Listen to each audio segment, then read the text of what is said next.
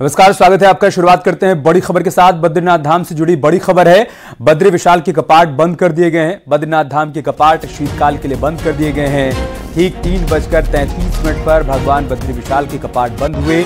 पूरे विधि विधान से बद्रीनाथ धाम के कपाट बंद किए गए। इससे पहले पिछले कई दिनों से बद्रीनाथ के कपाट बंद करने की प्रक्रिया चल रही थी और आज भी सुबह से भगवान बद्री विशाल के कपाट बंद करने के विधि विधान से यहाँ पर आयोजन किए जा रहे थे और दोपहर 3:33 पर ठीक मुहूर्त पर बद्रीनाथ के कपाट शीतकाल के लिए बंद कर दिए गए। अब अगले 6 महीने भगवान बद्रीनाथ के कपाट बंद रहेंगे। शीतकालीन तक कपाट बंद रहेंगे। बड़ी खबर, बड़ी जानकारी हम आपके साथ साझा कर रहे हैं। तस्वीरें भी दिखा रहे हैं जब आज बद्री विशाल के कपाट बंद किए गए। इस दौरान भारी संख्या में तीर्थयात्री यहां पर अंतिम दर्शन करने के लिए पहुंचे हुए थे। हमारे सहयोगी नितिन सेमवाल इस वक्त हमारे साथ जुड़ चुके हैं। नितिन, क्या जानकारी, क्या अपडेट? कपाट बंद होने के दौरान कैसी आस्था की तस्वीर वहां पर देखने को मिली?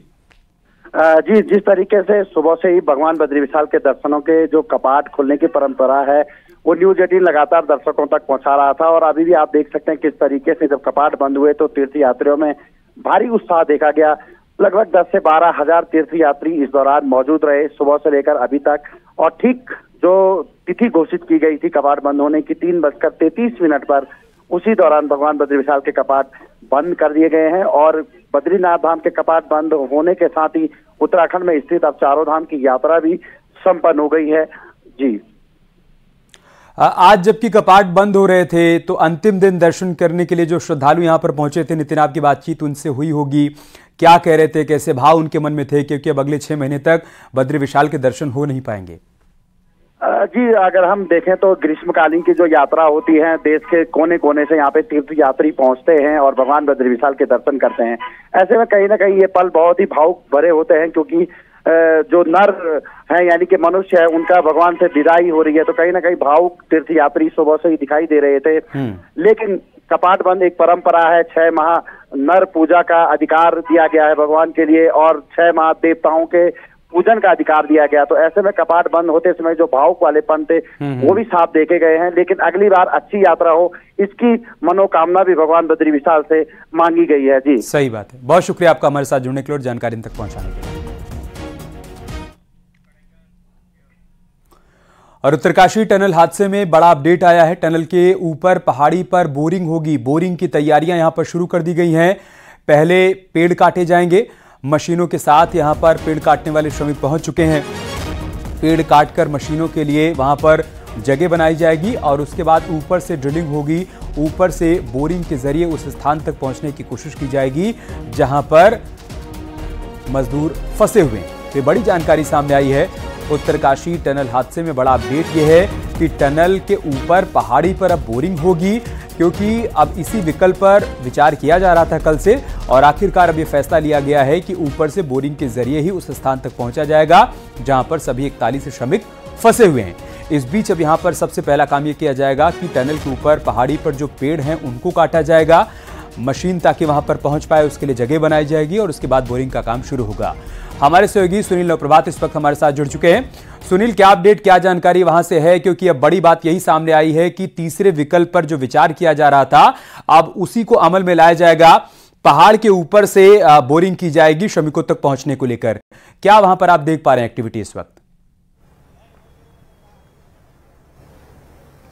देखिए, इन तमाम मामलों को लेकर आज दिन भर यहाँ पर हाई लेवल एक मीटिंग चलती रही जिसमें पीएमओ की ओर से डिप्टी सेक्रेटरी मंगेश घिल्डियाल यहाँ पर मौजूद थे। इसके साथ साथ पीएमओ के पूर्व सलाहकार भास्कर खुलबे की मौजूदगी में जो तमाम एक्सपर्ट्स यहाँ पर बुलाए गए हैं, तमाम इंजीनियर्स जो यहाँ पर हैं, उनके साथ विचार विमर्श होता रहा। और आप ठीक सामने देखेंगे कि टनल के ऊपर के हिस्से में अभी प्लान किया गया है कि इस पर वर्टिकल बोरिंग की जाएगी। टनल के ऊपर के हिस्से में 2 जगह से ये जो पोर्शन है, जो ऑपरेशन साइट है, ये इसका स्टार्टिंग पॉइंट है।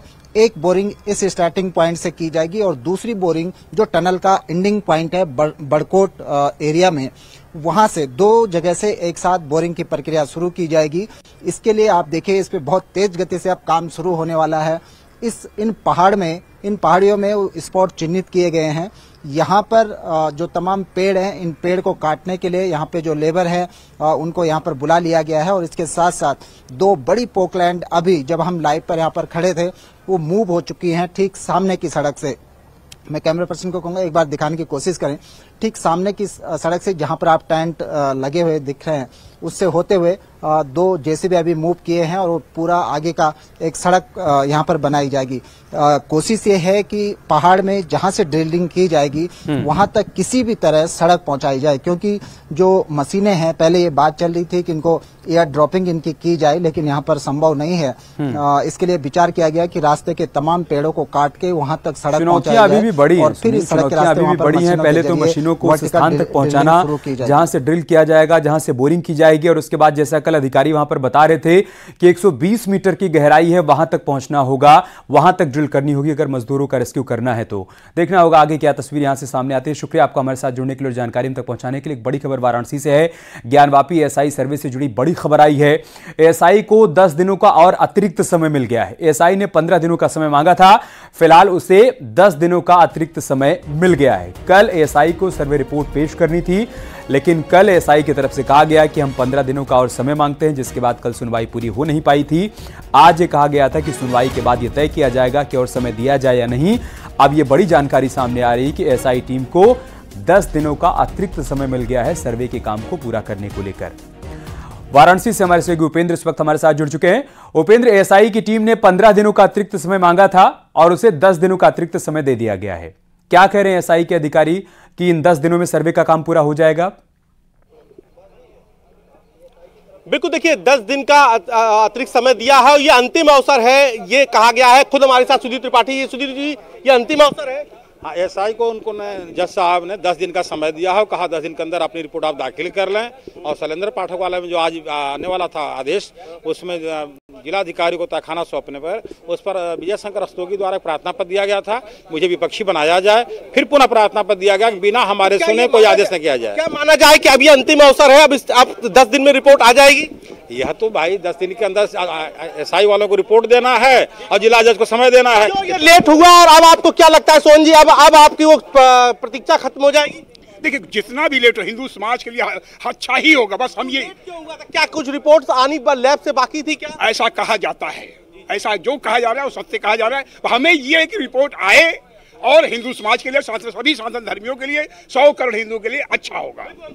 सुभाष जी, क्या अभी अंतिम अवसर है 10 दिन का? अब ये तो कोर्ट ने जिस तरह से भाई कहा है, आदेश दिया है कि अंतिम अवसर है 10 दिन के अंदर, क्योंकि अंजुमन इंतजामिया ने इसमें ऑब्जेक्शन लगाया, कहा कि अब ये बार बार बढ़वा रहे हैं, इसको बढ़ाया न जाए।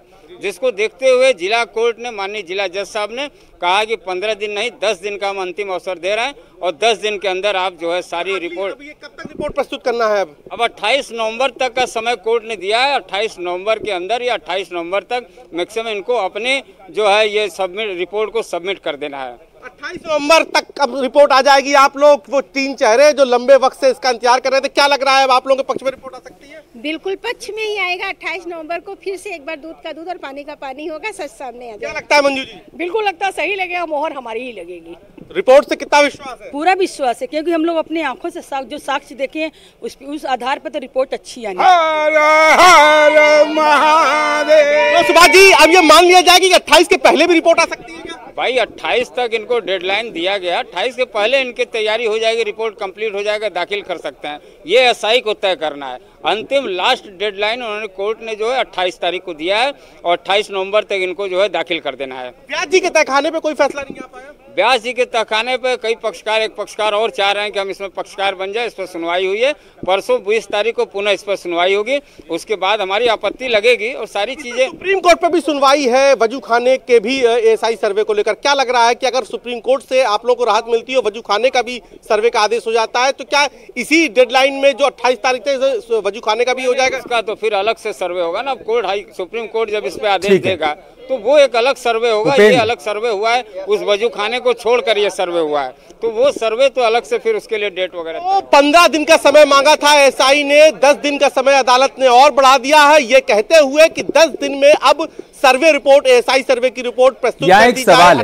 यहाँ एक सवाल है, स्थिति को और आसान करके समझाइए उपेंद्र, कि एएसआई ने जो 15 दिनों का समय मांगा था और उसको 10 दिनों का समय मिला है, उसमें सर्वे में अभी कुछ अधूरा रह गया है, उसके लिए उसको समय चाहिए था, या फिर जैसा अभी आप जिन लोगों से बातचीत कर रहे हो कह रहे हैं कि लैब से कुछ रिपोर्ट आनी अभी बाकी थी, इस वजह से एएसआई की तरफ से समय मांगा गया?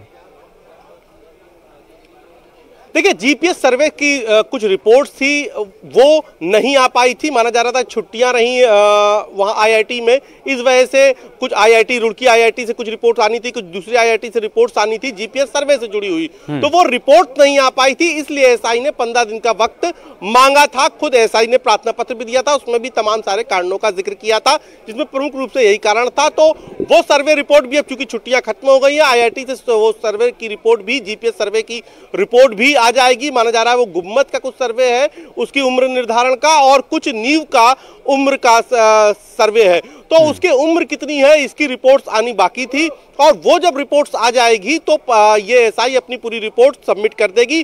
बाकी सारी रिपोर्ट्स बन गई हैं, अब केवल वही एक रिपोर्ट्स है जो आनी बाकी थी, और इसीलिए 15 दिन का समय मांगा था। अदालत ने 15 दिन के बजाय 10 दिन का समय देते हुए कहा है कि अब एसआई सर्वे की रिपोर्ट 28 नवंबर या उससे पहले तक पेश कर दी जाए। तो अब कोई जो एक्सटेंशन है सर्वे का या कोई नया प्रार्थना पत्र, ऐसी उम्मीद कम ही नजर आ रही है। हालांकि अभी सुप्रीम कोर्ट पे एक मामले की सुनवाई भी है, उसका अगर आदेश आ जाता है तो उसके लिए एक अलग से ही सर्वे हो सकता है, क्योंकि वजू खाने का सर्वे इस पूरे ज्ञानव्यापी परिसर में नहीं हो पाया था, क्योंकि वहां पर सुप्रीम कोर्ट से वहां पे सर्वे पे रोक थी। तो ऐसे में सुप्रीम कोर्ट में भी 2 दिन बाद सुनवाई है, तो क्या वहां से अगर ये पक्ष में मंदिर।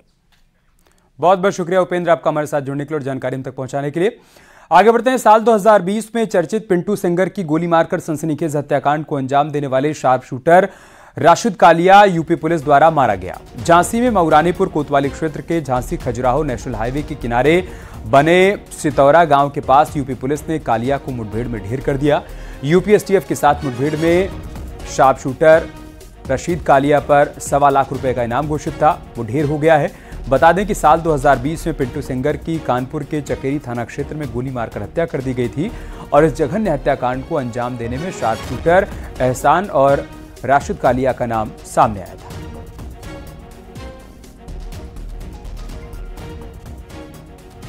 जिसको ईसीजी करने के पश्चात उसको मृत घोषित कर दिया गया एवं पोस्टमार्टम के लिए बॉडी को मर्चरी भेज दिया गया है। क्या नाम उसका? उसका नाम है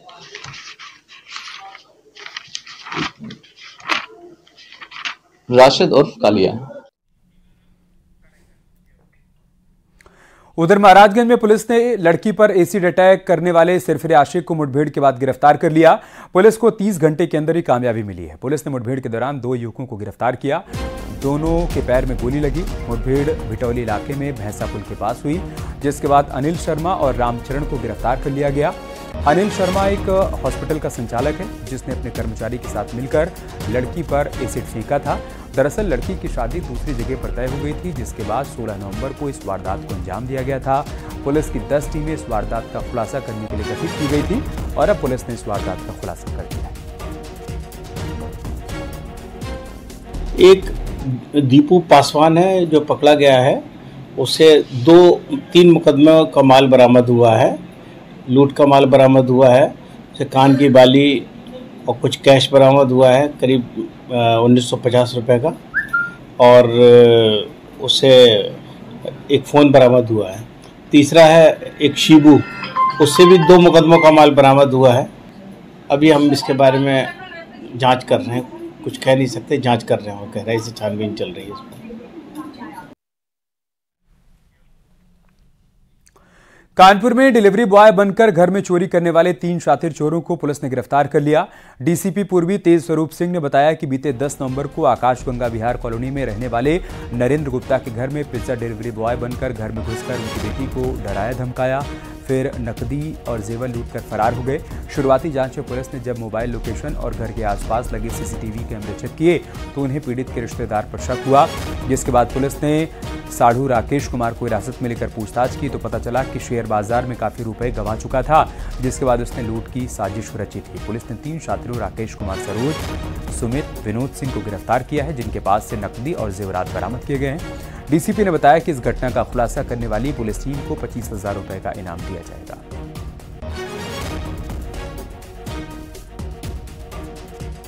तो 2 लोग डिलीवरी बॉय बन करके आए थे, स्विंगी बैग भी लिए हुए थे। उन्होंने घर में नॉक किया, दरवाज़ा खोला बेटी ने तो कहा ये पिज्ज़ा तुमने मंगाया था। उसने नकारा कि नहीं, मैंने कोई पिज्ज़ा नहीं मंगाया था।